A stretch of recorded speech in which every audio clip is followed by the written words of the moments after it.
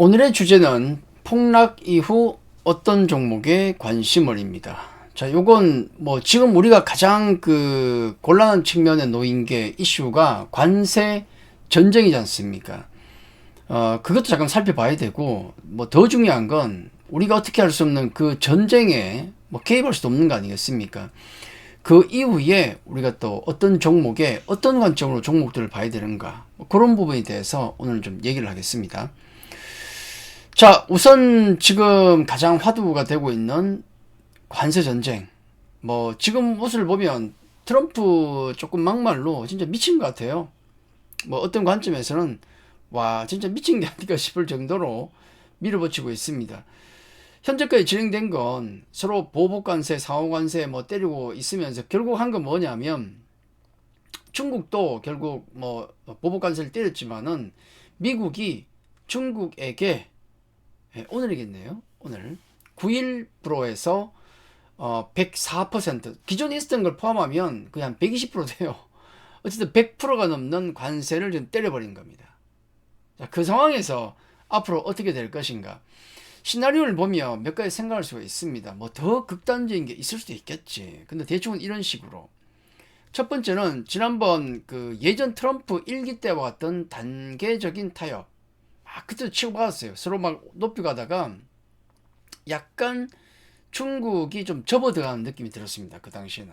그래서 트럼프 정부에서 미국에서 요구하는 게 있었죠. 뭐 이렇게 해주고 저렇게 해주고 있었는데 그 당시에 그러다가 코로나가 발생하면서 잠깐 흐지부지가 돼버렸어요. 그래서 중국이 한 6, 70%인가 그 정도만 이행하고 그냥 흐지부지 끝나버렸어요. 그러고 나서.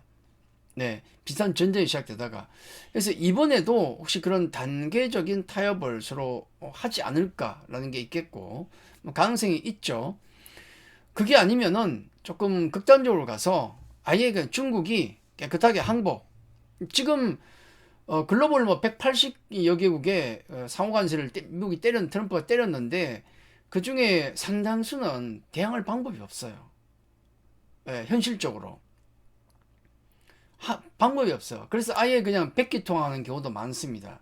뭐 혈맹인 이스라엘도 그렇고 베트남 같은 경우는 답이 없죠. 그러니까 아예 백기 들어버렸습니다. 아예 다 포기. 내 관세 뭐 다 미국 관세 다 빵으로 만들게. 근데 그것도 안 된다 그러잖아. 그죠? 그걸로도 부족하다. 베트남은. 비관세 장벽도 다 없애야 된다.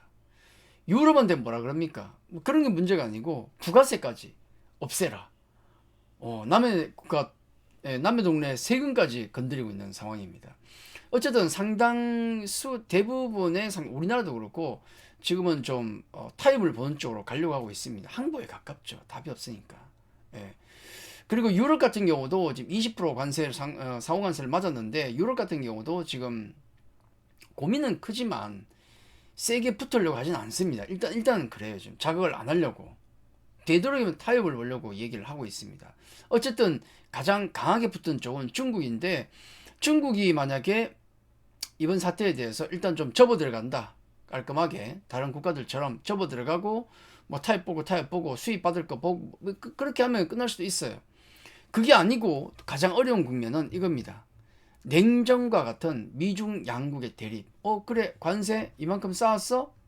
여기 미국이 있고 여기 중국이 있습니다. 쌓았어? 우리도 쌓았어.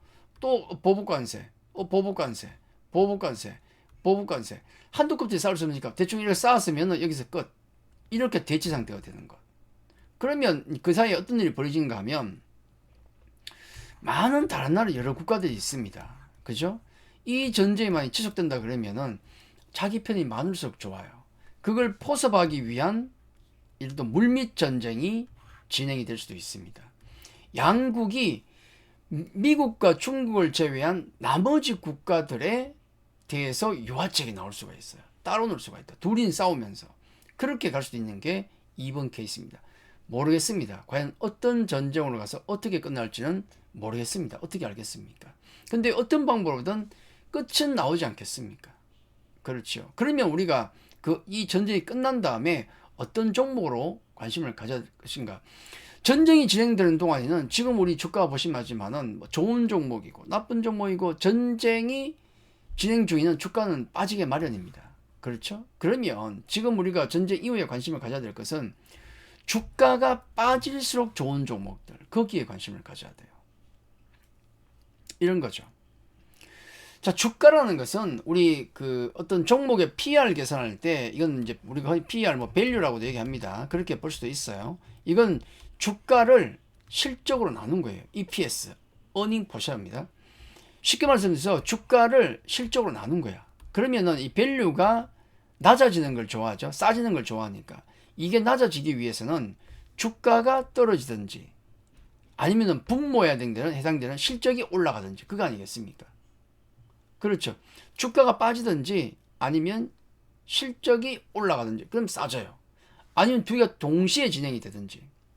예를 들어 주가가 이렇게 옆으로 고정이 되어 있습니다. 이렇게 주가는 고정이 되어 있어요. 근데 실적만 올라가요. 이렇게. 이게 싸지는 겁니다. 싸지는 방법이죠. 언젠가는 이 주가라는 게 따라간다는 거죠. 실적을 따라서. 그리고 실적은 올라가는데 주가가 빠지는 경우, 이거는 더 싸지는 겁니다. 이 갭이 더 벌어지니까. 그죠? 이런 케이스를 찾아야 된다. 지금 주가가 조정이 나오면서 실적은 올라가는 것. 그걸 찾아야 됩니다. 제가 오늘 샘플로 보여드리는 종목들은 뭐 이런 건데, 뭐 하이브 SM, 크랩톤, 펄어비스, 스튜디오 드래곤, LIG 넥스원, 하나에어로스페이스, 삼양식품, HD현대중공업, 예를 들면 이런 종목들인데, 이런 종목들은 공통점이 뭐냐면 아까 말씀드린 거, 공통점이 일단 연간 실적으로 2024년 대비해서 연간 실적이 2025년 실적이 증가하는 기업. 근데 주가가 좀 빌빌대는 기업. 왜냐면 지금 장이 안 좋지 않습니까? 주가 빠지고 있잖아요. 거기에 해당되는 기업들입니다. 제가 이제 차트만 보여드리고 대충 넘어갑니다. 그 하이브라는 기업인데, 하이브를 제일 앞에 꼽은 이유는 뭐냐면 오늘 급락이 나왔거든요. 예, 6% 정도 급락이 나와. 장중에 뭐 8%, 9%까지 나왔는데, 이유는 다른 것도 있겠지만은 하이브의 개별적인 이유가 있었어요. 1, 4분기 실적이 좀 부족하다. 근데 중요한 게 뭐냐면 연간 이익은 다 올라가요. 1, 4분기가 부족한 이유는 1, 4분기에 나올 팀들이 2, 4분기를 넘어갔으니까 그런 게 있습니다. 어쨌든 연간 실적충 전 다 좋고, 결정적인 건 뭐냐면 다 필요 없어요. 그냥 심플합니다.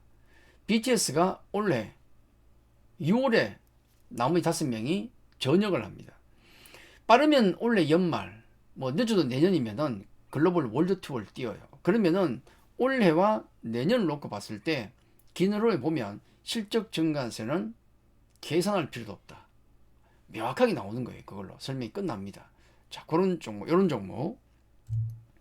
마찬가지로 이제 그 엔터주 중에서 SM, 이런 기업 같은 경우도 똑같습니다. 대규모 글로벌 공연이 계속되고 있고, 자회사, 손자회사였던 DOU의 지분을 늘리면서 자회사를 편입했어요. DOU는 똘똘하게 실적을 잘 내지 않습니까? 실적 상향 요인이 많은 거예요. 이런 종목이 조정 나온다면 참 좋은 기회가 된다. 이것도 오늘 좀 많이 흔들렸습니다. 그럴 때마다 기회가 된다는 거죠. 또 예를 들면 크래프톤 같은 기업들, 얘는 사실 주가가 별로 빠진 게 없어요. 워낙에 실적 추이가 강합니다. 압도적인 게임을 가지고 있기 때문에 탄탄해요. 그리고 이번에 인조이라는 게임을 신작을 내놨는데 얼리에서 벌써 100만 카피가 팔렸다는 거, 굉장히 중요한 거죠. 자, 이런 종목은 뭐 지금 자리보다도 혹시라도 밀리면은 무조건 싸지는 거죠. 빠지면 빠질수록 싸지는 겁니다. 그런 관점. 그리고 자, 게임주 중에서 박살나는 종목이 있는데, 펄어비스 같은 종목은 지금 실적 굉장히 안 좋습니다. 근데 2024년 연간 실적에서 2025년 실적을 보면 껑충뛰게 나오는 게 보여요. 왜냐? 트리플 A급 콘솔 게임 붉은 사막이 연말에 대기하고 있어요. 2, 4분기 정도부터는 1, 4분기에는 너무 빠르니까 그렇고, 연말이 나온다고 가정하면, 가을 연말 나온다 가정하면 아마 2, 4분기부터는 슬슬 관심을 가져야 된다. 여름이 다가올수록 관심을 가져야 된다. 이거는 한 번은 제대로 올라갈 건데 타이밍이 중요해요. 그 시기가. 확실한 카드가 하반기에 대기해 있기 때문에 상반기에 어떤 지점에서 관심을 가질 것인가. 자, 그런 부분을 중점적으로 타이밍을 재보기 좋은 종목이 펄어비스다. 지금은 조금 빠를 수도 있지만 계속 보고는 있어야 돼요. 여름이 오기 전에. 스튜디오 드래곤입니다. OTT 기업에 납품을 하는 동사 같은 경우는 실적이 답답했어요. 굉장히. 왜냐하면 드라마 편성 숫자가 글로벌 OTT 기업들에게 납품하는 걸 보면 대단한 실적이 나올 것 같지만은 오히려 드라마 편성 수는 줄어왔다. 글로벌 인기에도 불구하고. 왜 그랬을까? 이 주연 배우급들의 어떤 그 몸값이 폭등을 하고 제작비가 너무 뛰다 보니까 오히려 못 만들었는데, 그 제작 편수가 올해부터는 턴어라운드에서 올라간다는 얘기가 있습니다. 그리고 중국에 대한 기대감이 있잖아요. 그죠? 자, 그런 부분을 감안하면 동사 역시 2024년보다는 2025년이 실적이 더 좋을 기업이고, 이런 기업들 이미 박살나 있으니까 주가가, 이런 기업들 조정 나오면 역시 점점 더 싸지는 걸로 보시면 됩니다. 자, 그리고 LIG 넥스원, 방산이라든지 조선주 같은 경우는 기본적으로 실적이 좋아요. 기본적으로 좋습니다. 이런 기업들은 주가가 어떤 이슈에서 빠지면 빠질수록 좋은 거죠. 똑같은 겁니다. 지금의 현재 위치를 보면 고점에서 상당 부분 빠져 있는 상태. 그렇죠? 자, 이런 부분을 감안하면 LIG 넥스원도 마찬가지고 빠질수록 싸지는 기업입니다. 그리고 하나에로스페이스, 이 종목은 유상증자를 발표해 물론 약간 유상증자 조건을 바꿨습니다만은 그럼에도 불구하고 올라갈 정도로 욕은 하지만은 믿을 게 얘밖에 없다. 그거예요. 워낙에 실적 모멘텀이 강하기 때문입니다. 이런 기업들은 빠지면 빠질수록 싸지는 겁니다. 똑같은 거죠. 자, 그리고 삼양식품 같은 기업. 자, 동사도 뭐 100만 원 가니 많이 하면서 95만 8천 원까지 가다 최근에 밀렸는데, 왜냐? 관세 영향 때문에. 이 기업 같은 경우는 글로벌 전체에 대한 매출이 굉장히 많습니다. 수출이 내수보다 훨씬 크죠. 중국도 가고 미국도 가고. 근데 미국 들어가기 위해서는 미국 공장이 없으면 관세를 맞습니다. 우리 지금 25% 맞나요? 이건 또 협상이 있겠죠. 어쨌든 관세를 맞으면 역시나 좀 불리하지 않겠는가 하는 것인데, 여러분 생각해 보십시오. 자, 미국에서 예를 들어서 라면 값이 얼마입니까? 라면 값이 얼마예요? 한 2만 원 합니까? 아니죠. 굉장히 쌉니다. 한 10만 원이에요, 한 개? 1, 2천 원밖에 안 하잖아요. 2천 원에 칩시다. 2천 원. 자, 2천 원. 막말로 세게 맞아가지고 한 25% 맞았다. 그래 봐야 얼마입니까? 3천 원 해요? 아니잖아요. 2,300원, 2,300원. 아니, 224하고 2,500원이네. 맞나요? 이거밖에 안 해요, 이거밖에. 그러면 내가 좋아하는 뭐 까로 불닭이든 아니면 뭐 불닭 볶음면, 내가 그렇게 좋아하는 건데 2,000원 하던 게 2,500원으로 올랐습니다. 먹습니까? 안 먹습니까? 먹잖아요. 별 차이가 있습니까? 자동차가 2억 하던 게 관세 때문에 2억 5천 됐다. 야, 이건 좀 부담이 되지. 그렇지 않습니까? 이건 부담이 되죠.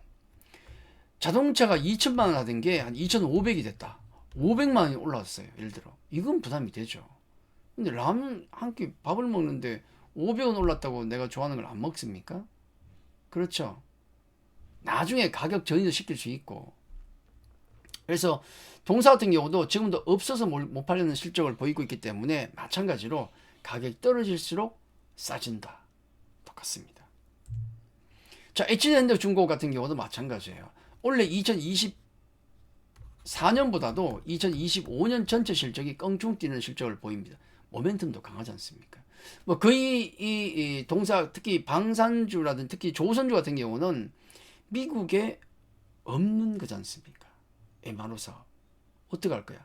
한국이나 일본에 조선이 없으면 어떻게 할 겁니까? 그럼 배수리를 중국 가서 하시겠습니까? 미국이? 그죠?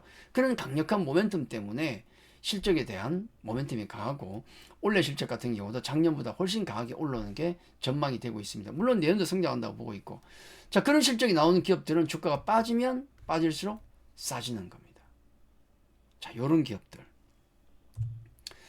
굉장히 어려운 국면이기 때문에 주가는 빠질 가능성이 높아요. 그렇겠죠. 위보다는 아래를 많이 보고, 이미 많이 빠졌습니다만은 그렇게 봅니다. 그럼에도 불구하고 실적이 올라가고 있는 기업들은 점점 싸지고 있다. 그런 쪽에 포커스를 맞춰서 관심을 가지는 게 맞지 않겠는가. 지금은 힘들지만 나중에는 이런 기업들이 더 많이 올라간다는 거.